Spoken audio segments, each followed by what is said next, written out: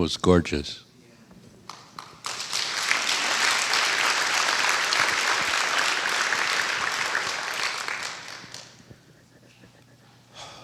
Hey.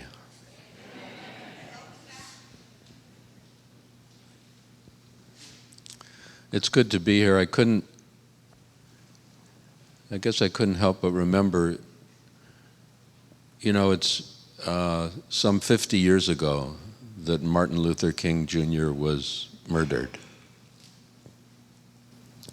I was in my final year of rabbinical school. And for the last 3 years of that experience, I had student pulpits, like field experience, where you went out twice a month to communities normally that were too small to afford a full-time rabbi, and you discovered how little you knew about being a rabbi. And I remember going out the weekend that he was murdered and being expected to say something and being so aware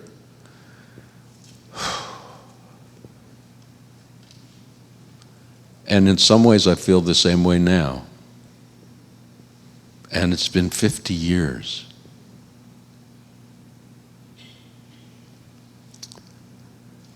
Those of us who spent time marching in the civil rights movements over 50 years ago, well, we thought something happened. We thought things changed. Those of us who participated in anti-war marches, protests against Vietnam, thought something changed. And it's shocking to realize how little has changed. And it's even more shocking to realize in this age, after we thought we dealt with the evils of segregation, we are in many ways more segregated than ever.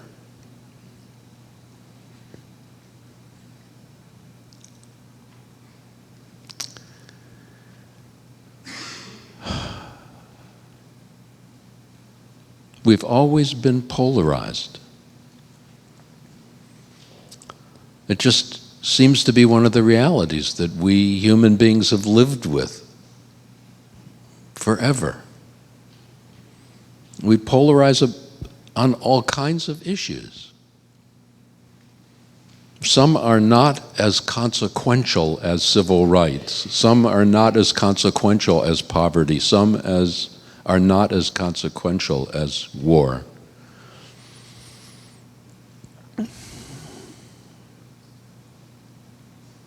In the Jewish community, of course, polarizations would be no surprise because you all know that wherever there are two Jews, there are three opinions.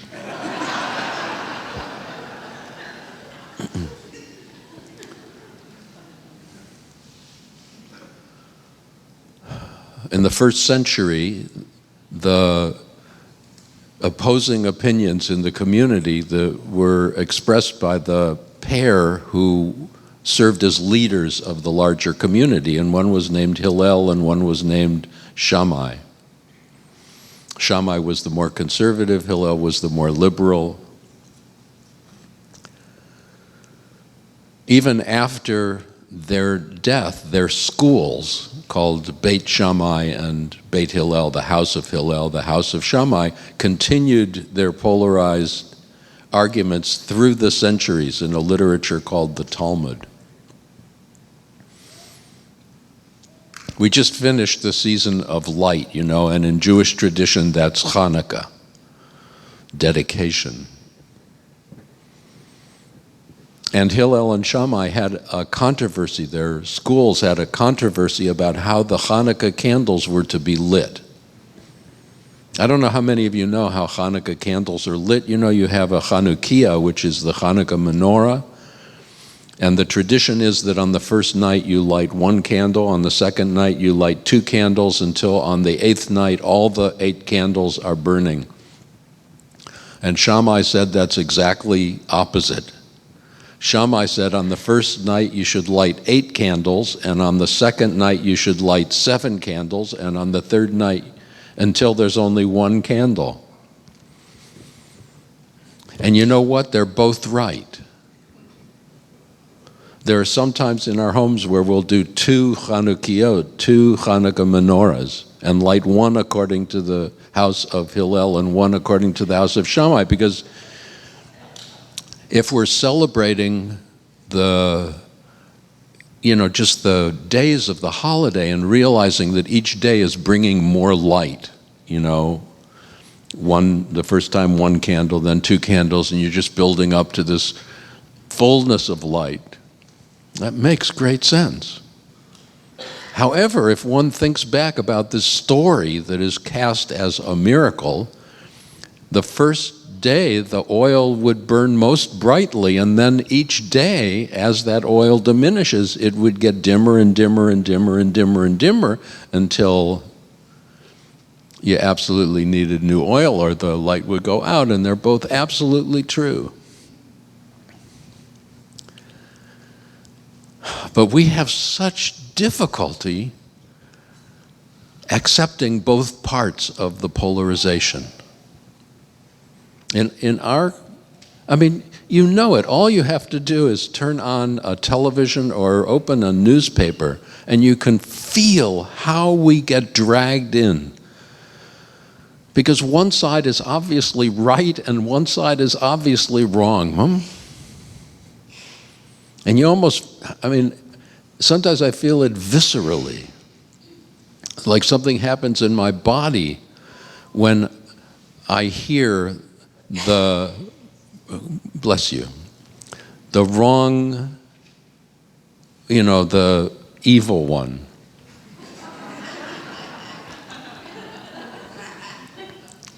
We do that.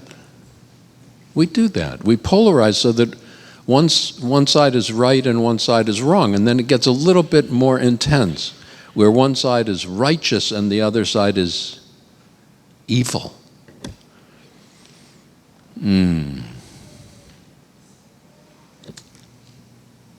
So there's another little controversy that happens with Hillel and Shammai. The story is told in the Talmud that a Gentile comes to Shammai, and Shammai was a carpenter. Apparently, a lot of Jews in the first century were carpenters. Shammai was a carpenter. He was using a measuring rod to measure out what he was doing, and this Gentile comes to him and says, if you can tell me what Judaism is about while standing on 1 foot, I will become a Jew. Shammai, who's holding a measuring rod, walks up to the guy and hits him over the head. Apparently, that was not a pleasing response to the Gentile, who then went to Hillel and posed the same question. And Hillel said, do not do unto others that which is hateful to you. That's the whole of Torah. All the rest is commentary. Go now and learn. The text actually never says whether the guy converted or not. The text also doesn't say whether it was he who was standing on 1 foot or Hillel or Shammai who was standing on 1 foot. But the story persists, and that becomes the statement of the golden rule in Jewish tradition. You know that in Christian tradition it's phrased differently. Do unto others as you would have them do unto you. When I was growing up, they were presented as a polarity. It's really remarkable. One is obviously better than the other.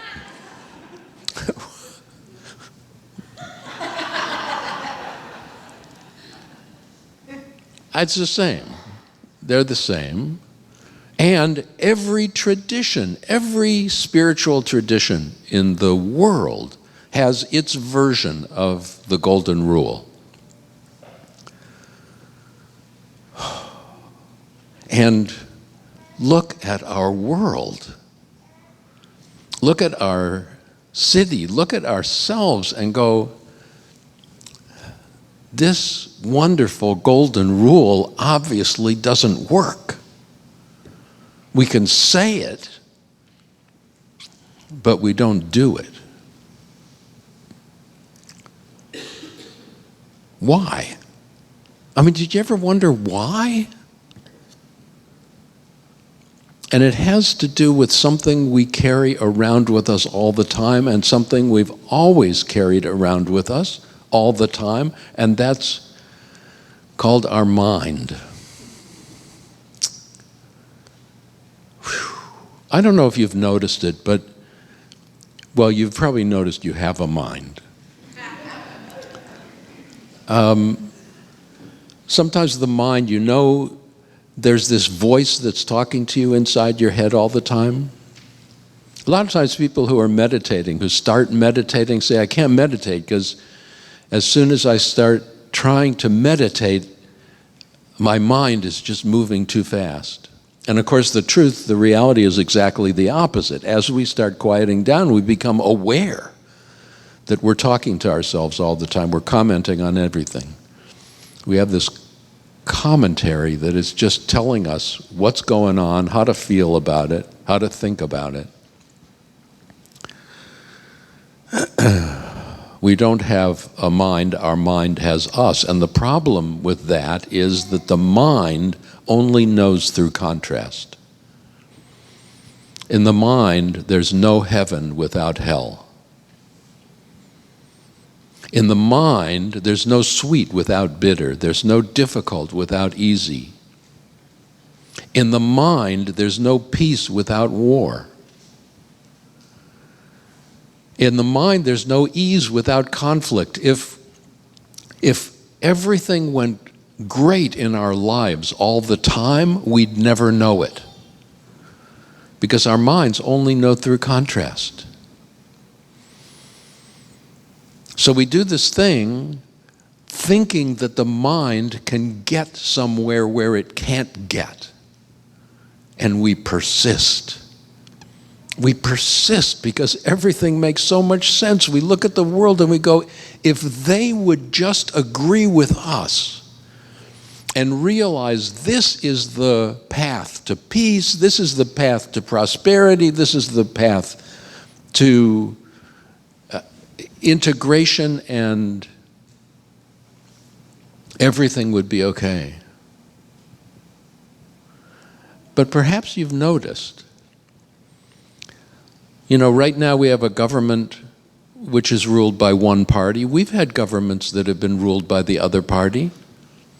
Everything hasn't been great. On the level of mind, it can't get just great without also being terrible. On the level of the mind, there can't be the good people without having the bad people.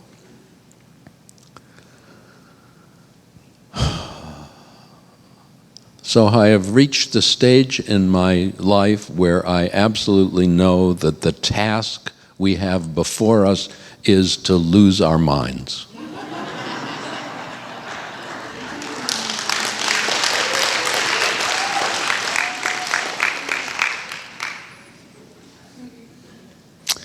You know, it used to be lose our minds and come to our senses, you know, where we get in touch again with the body.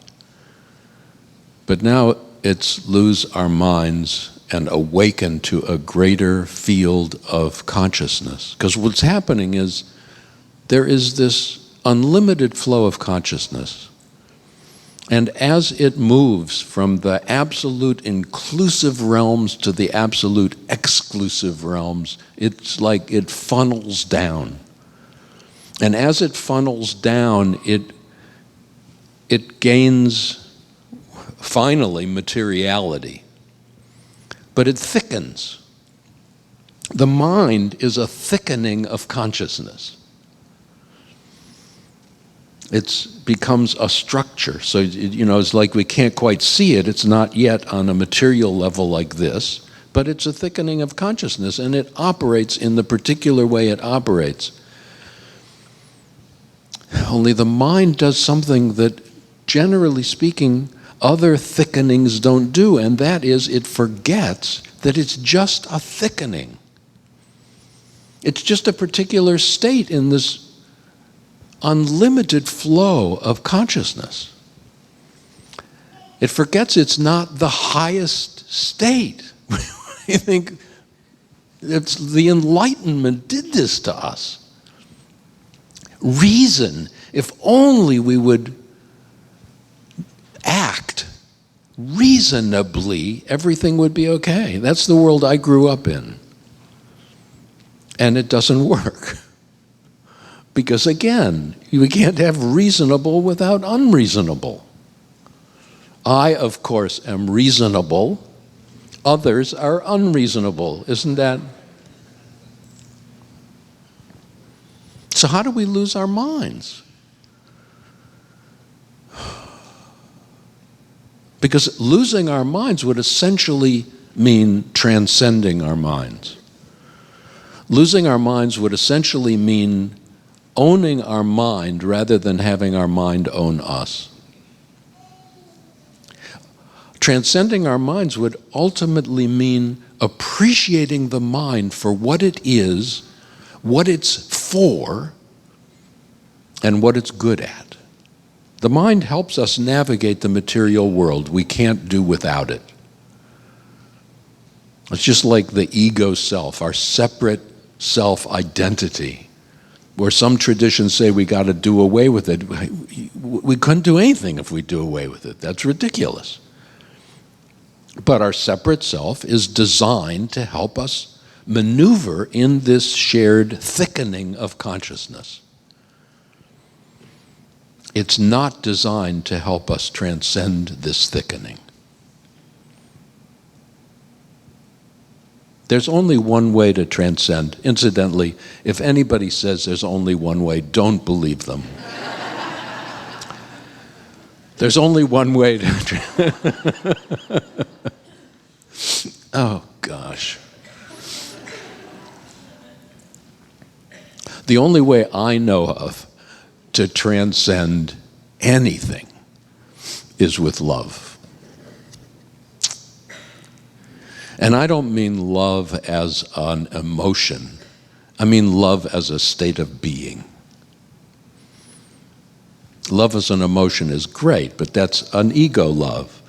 Nothing like it until one awakens to love as a state of being. Because love as a state of being is inclusive in a way that personal love cannot be. Love as a state of being is essentially a state of being that in its beingness says yes. The essential process of spiritual up-leveling, spiritual awakening, moving toward greater inclusivity is always transcend and include, transcend and embrace, and transcend and love. I would say transcend by love. So what would it be like to love our minds? Not to spend our time trying to change our minds, not to spend our time trying to change someone else's mind, but to spend our time working at loving our minds. Not so different from spending our time loving our bodies, loving our minds, loving our individual identity. If you listen to the voice inside your head, like if you had a friend that would talk to you like the voice inside your head talks to you, you would not want to be around that person very long. Nobody can judge us as harshly as our own minds. So it's a challenge to love that, to listen to that voice, to honor those voices, to respect that the mind does the very best it can and to respond to that mind with yes. The mind acts with polarization in the world, and we say to that, yes. The mind says, well, no, that's not what I meant. What I meant was choose this side and not that side. And we go, right. Right, not let's choose that side, but right, that's what you see. That's the reality that you are describing. I get it. That's what you're supposed to do. But you got carried away with yourself. And you thought you're supposed to do something more. You thought you're supposed to bring peace to the world. You thought you're supposed to deal with the incredible problem of poverty. You thought you were supposed to deal with the incredible problem of inequality. You thought you were supposed to deal with the problem of sexism. You thought you were supposed to deal with the problem of interfaith, interreligious rivalries. Yes. So can I watch you, mind, play? You're going to play your game, whether I want you to or not. The more I resist, the more you're going to play it. So if I just go, I know. I know that when you look at MSNBC, one thing happens, and when you look at Fox News, another thing happens. And it frankly doesn't matter which thing happens, which station you're watching. It's the same. It gets to a point where you really see it's the same. They're both doing the same thing. And the mind wants to say yes to one and no to the other. But there's a level beyond the mind where we know there's something bigger going on. It can't be like that. Out of loving the mind comes awakening to the space of transcendence where it's no longer a fight. There's a whole other question that comes into being. The question is no longer who's right and who's wrong. The question is no longer who's good and who's bad. The question is no longer who's righteous and who's evil. That's not the question. The question is, what do you have that I'm not seeing? And what do I have that you're not seeing? If you're working out of this part of your brain and I'm working out of that part of my brain, I don't know if you're aware of this, but there seem to be different brain patterns happening with people who are tied into a conservative position or those people who are tied into a liberal position. To the degree to that's so, what is your part of your brain telling you? What is it I need to learn from you? It's the same question we've begun to learn to ask of different religious and different spiritual traditions. What are the treasures you have that'll help me on my path? And if your path is a legitimate one, a legitimate spiritual path, then you have treasures for everyone. And what are the spiritual treasures in my tradition that can help you? Not help you become Jewish. God forbid. But the same thing is true, not for the Christian, not to make you be Christian, not to make you be Muslim, to make you be more of who you are, to support you in your journey of transcendence. And essentially, in your journey of love.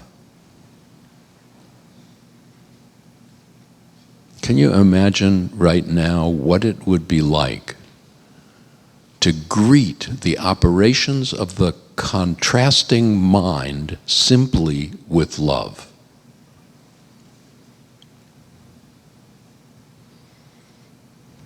to notice that the mind automatically judges. That's what it does. Can't help it. You're all doing it right this moment as you're listening to me. And it's just what it does. It's like each of us has been appointed by the universe to look out at our reality and every moment to go either, though that's good or that's not good. Better, worse. Better, worse. I feel like I'm in an eye exam all the time.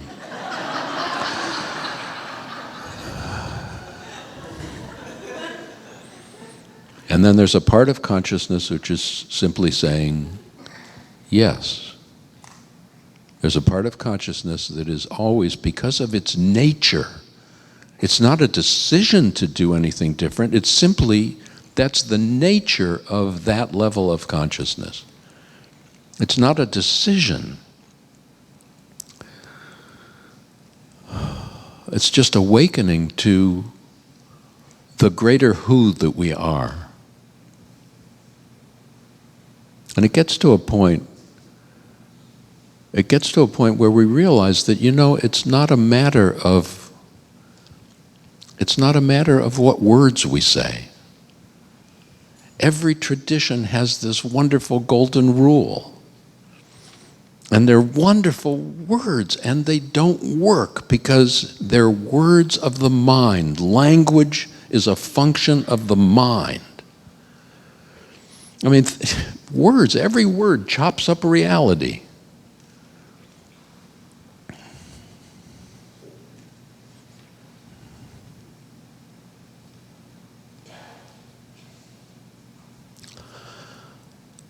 So I go back to the answer that Shammai gave.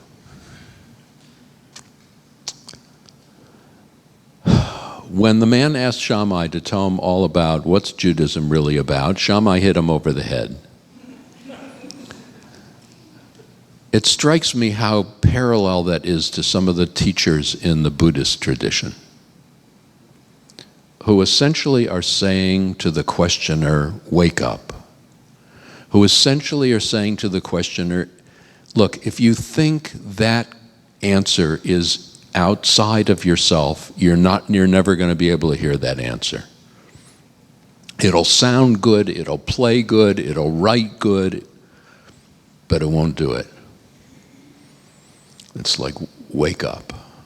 The only chance we have as individuals, and increasingly as a culture, and increasingly as a planet, as a species,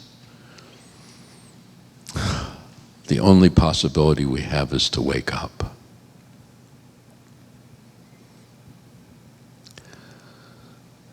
And one of the first acts in that journey of awakening is to learn how to love our mind.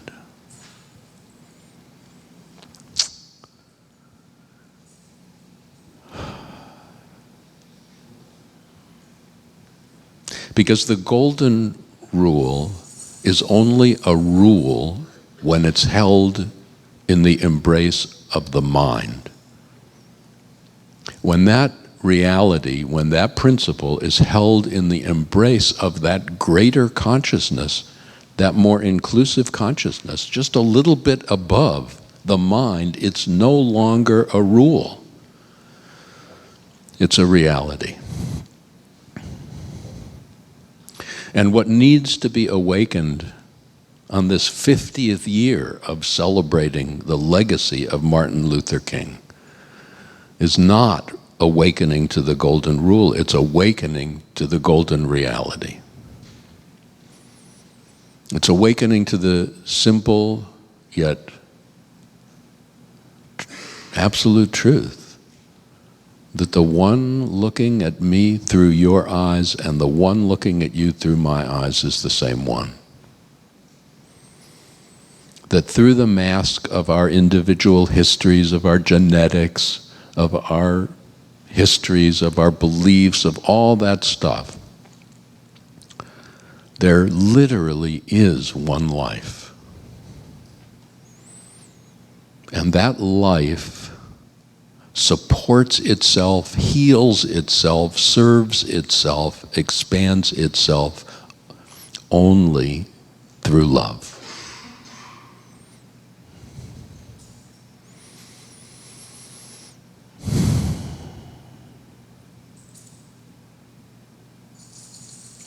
This afternoon at 5 o'clock, there's this wonderful little flyer. I mean, it hardly will cause a bulge in your pocket if you pick one up, but 5 o'clock is our second, like, blues vespers at the Interfaith Community Sanctuary in Ballard. And this time focusing on the energies of Martin Luther King. So that the Interfaith Amigos will be sharing some quotes from Dr. King and some comments, and really high-quality musicians are coming to share their energies with us. But right now, I'd like to invite you into a space of love. And I'd invite you to take a gentle breath, and if you feel comfortable, allow your eyes to close.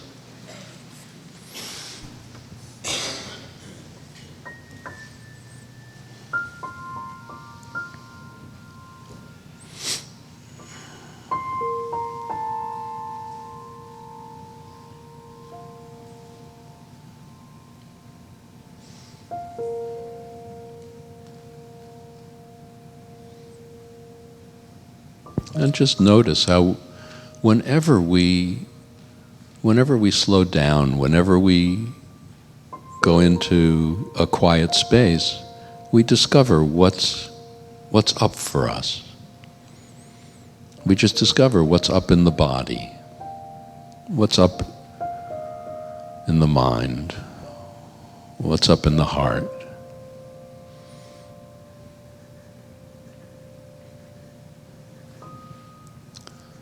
And we could notice that we're really not in control of what's up.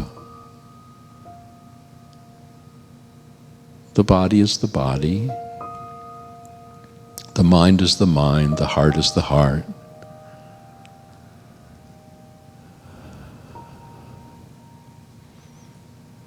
And we can honor them through our listening. We can honor them through our attention.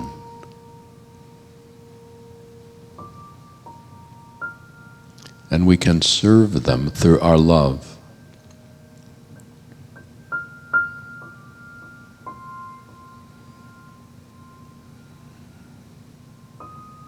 It's like finding a place in the body that might be registering any kind of discomfort. And rather than trying to get it to be different, simply loving it.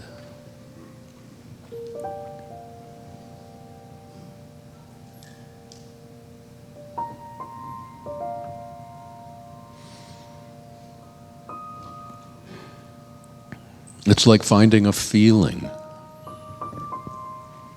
positive, negative, whatever the feeling is. Comfortable, uncomfortable, joyful, sad, and not seeking to judge it, but seeking to love it. Loving it exactly as it is.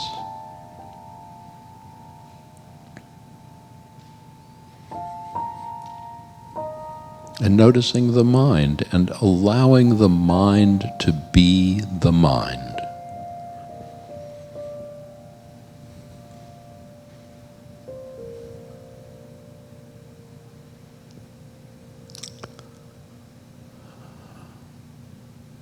And loving it. Whatever it's doing, embracing it.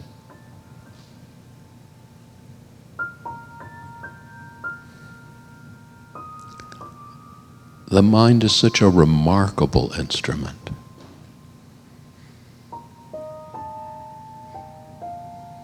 It's an absolute wonder. And it deserves love.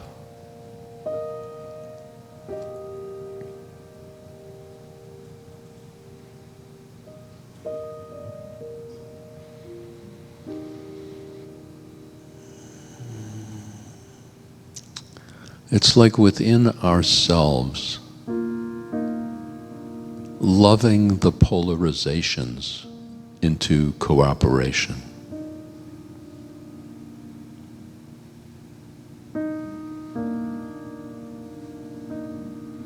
It's like manifesting within our own beings the very peace,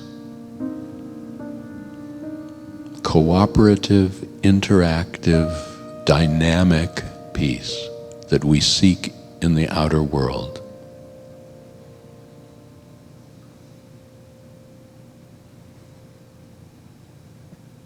And knowing that when we allow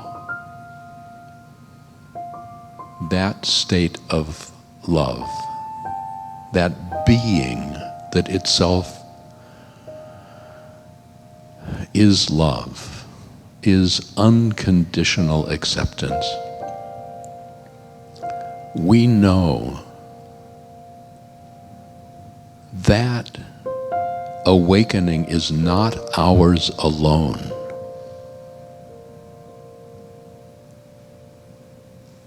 It's shared.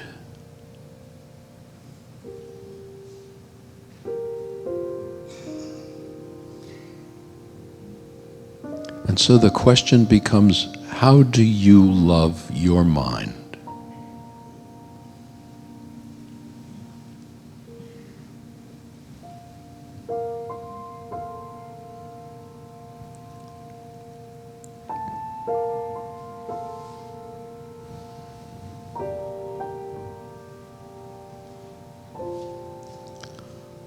And in this moment, in this sacred space,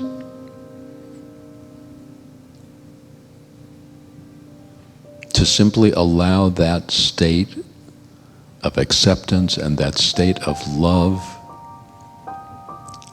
to flow through every cell and every level of your being and every cell and every level of each being in this space.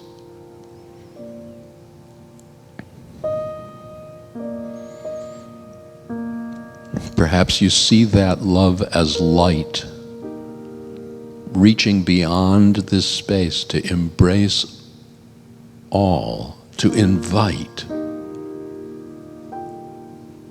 a remembering, an honoring, and a loving.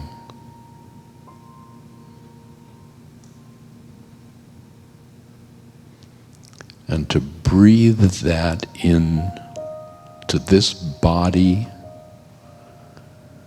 that is your body in this moment. To breathe that in, to open your eyes and open your eye.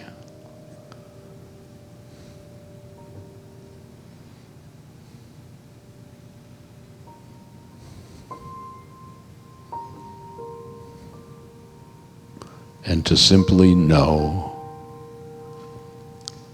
yes.